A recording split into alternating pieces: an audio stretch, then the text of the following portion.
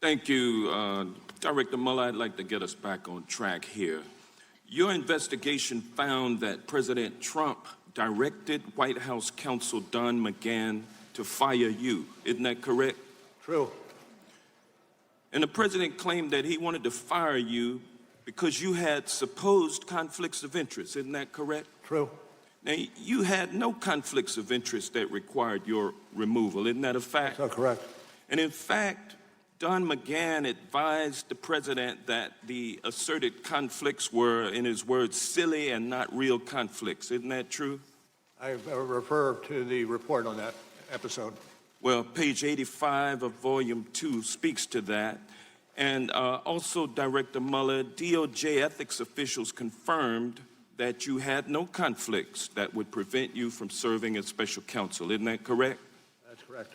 But despite Don McGahn and the Department of Justice guidance, around May 23rd, 2017, the president, quote, prodded McGahn to complain to Deputy Attorney General Rosenstein about these supposed conflicts of interest, correct? Correct. And McGahn declined to call Rosenstein,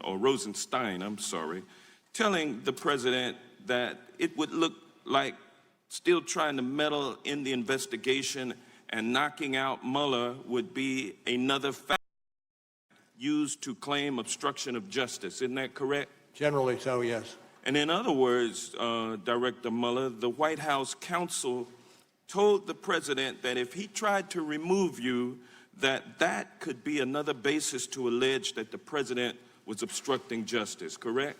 That is generally correct, yes.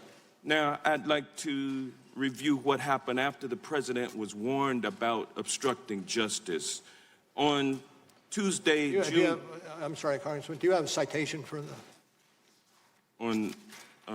Yes, Volume 2, page 81. Thank you. And 82. Now, I'd like to review what happened after the president was warned about obstructing justice.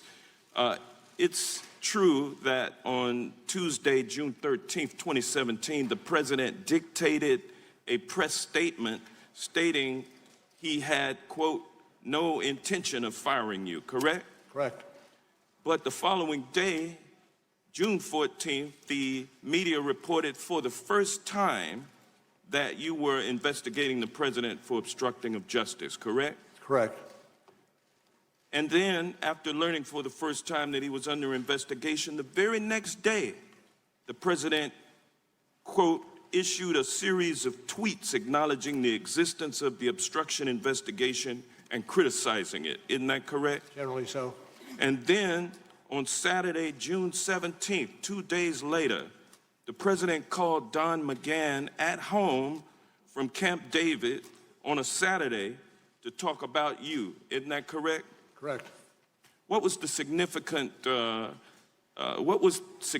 about that first weekend phone call that Don McGahn took from President Trump? Well, I'm going to ask you to rely on what we wrote about those incidents. Well, you wrote in your report on at page 85, volume 2, that on Saturday, June 17, 2017, the president called McGahn at home to have the special counsel removed.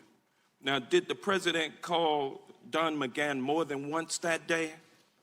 Well, I gave... I think it was 2 calls. Sorry about that. On page 85 of your report, you wrote, quote, on the first call, McGahn recalled that the president said something like, quote, you got to do this, you got to call Rod, correct? Correct. And your investigation and report found that Don McGahn was perturbed, to use your words, by the president's request to call Rod Rosenstein to fire him. Isn't that correct?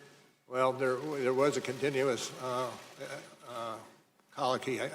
There was a continuous involvement of Don McGahn in responding to the president's entreaties. And he did not want to put himself in the middle of that. He did not want to have a role in asking the Attorney General to fire the special counsel, correct? Well, I would, again, refer you to the report and the way it is characterized in the report. Thank you. At volume 2, page 85, it states that he didn't want to have the Attorney General, he didn't want to have a role in trying to fire the Attorney General. So at this point,